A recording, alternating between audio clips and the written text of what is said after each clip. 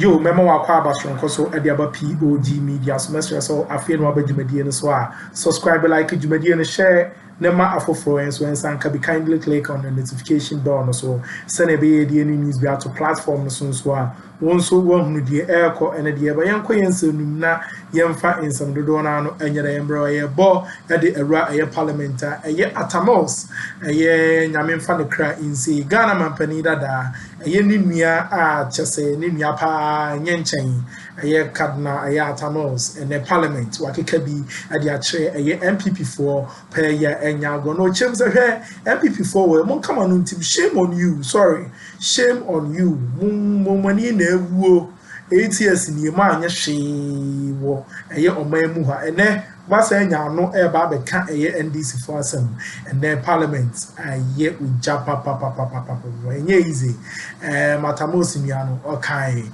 yenko ne konkoti. Okay, I'll give you the last slot. Elmina.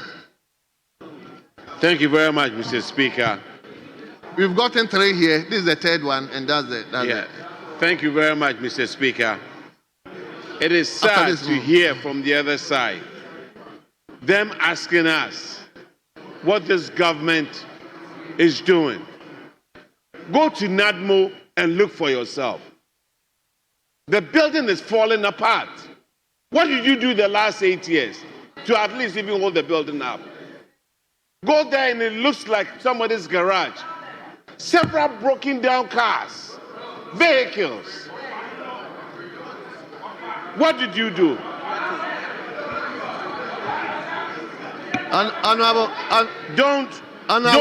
Don't let us. Honorable Samuel Atta Mills. Yes, sir. Take your time. Honorable Samuel Atta Mills. Okay. We are not fighting with anybody. All right, Take your time. Take your time. Okay. Mr. Speaker, I take a cue. I take a cue from that. Don't let us treat NADMO like we are treating a coffin making company. You will need those coffins. When floods come, you will need NADMO. What have we prepared? What have we done? Let's work on it. Mr. Speaker, it's sad when you go out there. Are we ready for disaster management? Are we ready to save people? Don't let us be a talk shop. Let's fold our arms. Let's fold our sleeves. Those in the past who didn't do it, shame on you. We are going to get it done. Honorable Samuel Atta Mills, please withdraw that statement. Thank you. Please withdraw it. I withdraw. I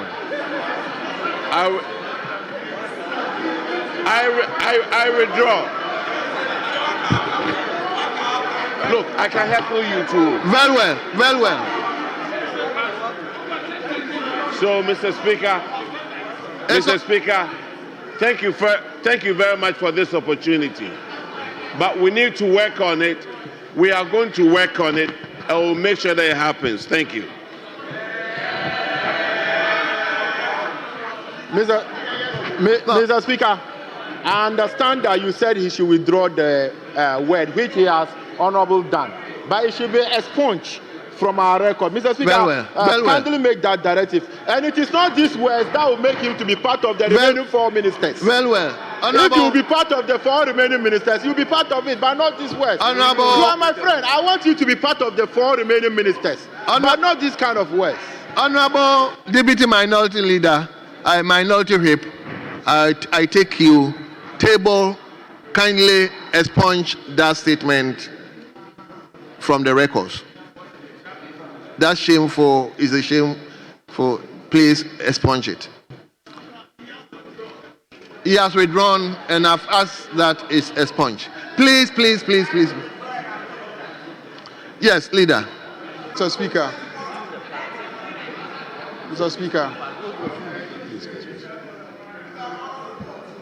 Honorable, please. Yes, leader, let's hear you. Mr. Speaker, let's take the work we do here seriously. Let's take the work we do here seriously. We are here as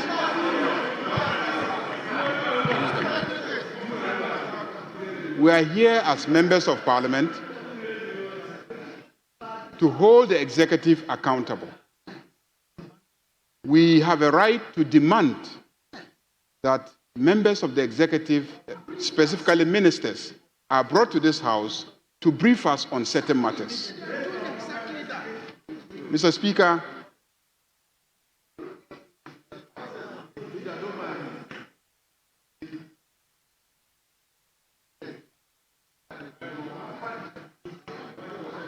Mr. Speaker, leader, just address me. Mr. Speaker, when this incident occurred, no less a person than the minority leader came to this House and demanded that we summon the Minister for Foreign Affairs to come and answer questions why he had closed our mission down for 2 days. That is the minority leader himself. The minister is here. Now, let us educate ourselves on parliamentary processes. When a minister stands here and makes a statement, and we feel strongly that he has misinformed the House, in some jurisdictions, it is grounds for the removal of the minister. In some jurisdictions, in the UK, it is basis for the minister to be impeached by the House. So when a minister comes and is making a statement, let's listen to him. When we finish and we have issues about certain factual statements made by the minister, we can then take the minister on. That's what we do. But when the minister is making the statement and then people in the front bench get up and then they interrupt the minister, this is not how we do it. If he makes a statement and mentions a figure, you have a right later on to go and investigate and interrogate those figures. You can come back to this House and demand that the minister be taken on because he has presented an inaccurate figure. The minister has no responsibility to give us copies of his statements. But he's been magnanimous and shared copies with us. But the fact that we're holding copies doesn't mean that we shouldn't listen to him. It is what he says here that is important, not what is in the statement. He can actually amend while speaking what is in the statement. He can amend it. If he himself notices that something is inaccurate in the written statement, he can, in delivery, amend it himself. What we will hold him by is what he says. So I plead with you. If you want the ministers to keep coming and answering our questions and making statements when we summon them, let's accord them the opportunity to do so. Leader, thank you. Honorable Minister, please continue.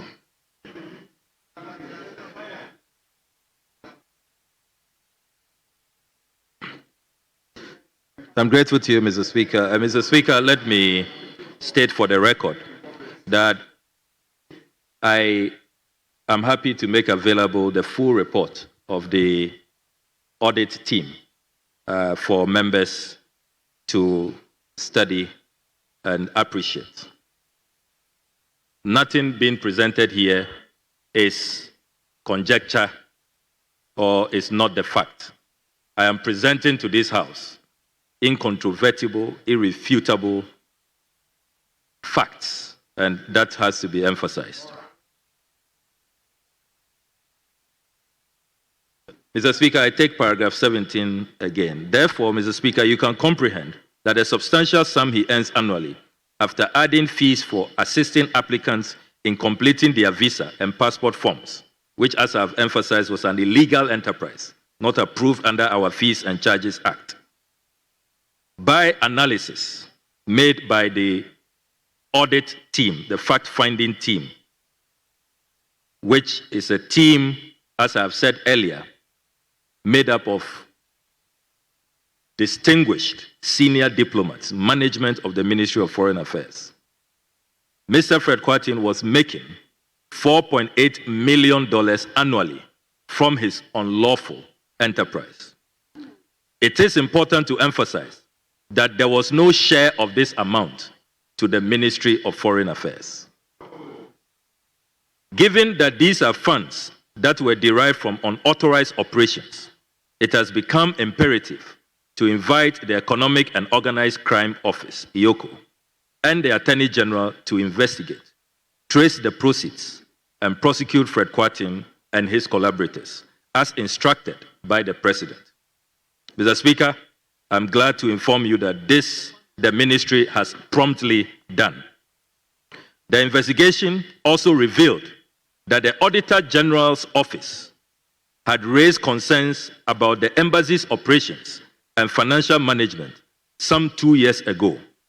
Specifically, the audit findings highlighted issues with procurement practices and financial accountability, which seem to have been ignored.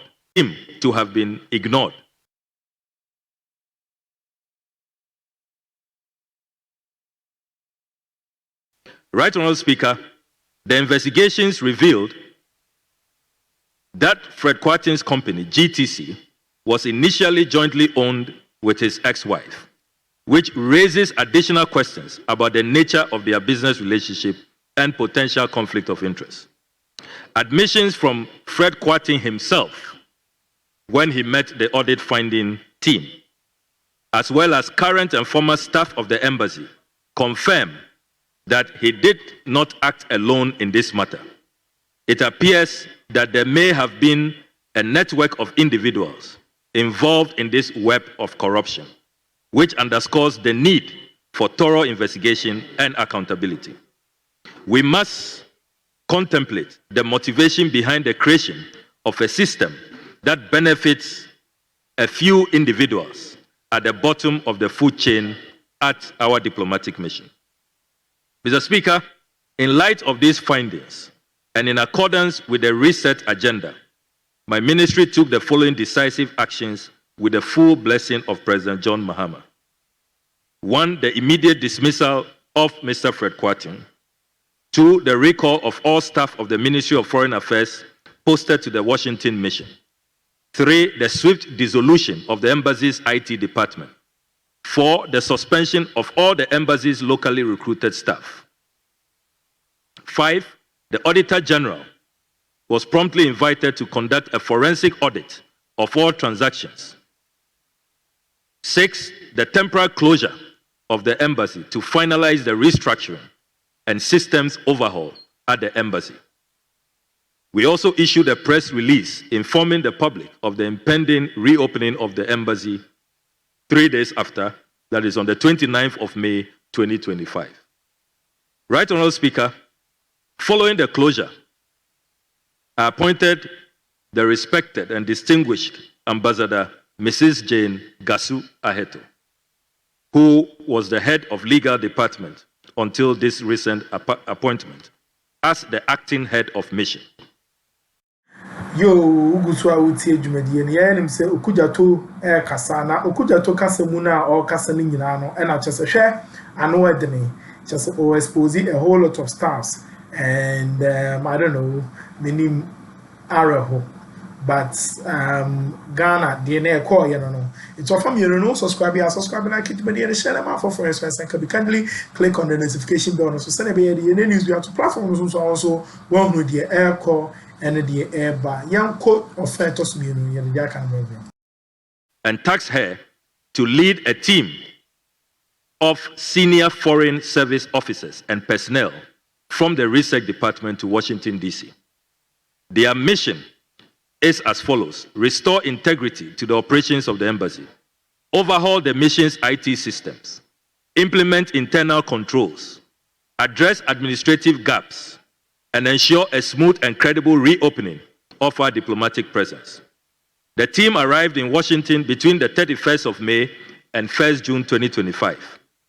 By that time, the ministry's IT unit, in collaboration with interim staff from our New York mission, had already laid the groundwork for the official reopening of the mission on 29th May 2025. Key findings and challenges.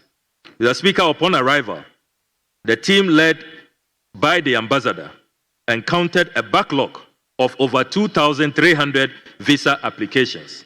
And I'm sure that honorable members have seen a number of videos about frustrations being expressed by visa applicants at the Washington Embassy. Mr. Speaker, there was also no structured filing or tracking system in place, compounding the issue. An average of 350 new applications were being submitted daily. The situation was highly disorganized and required urgent intervention. Mr. Speaker, I arrived at the mission on 1st June 2025 to personally assess the situation on the ground.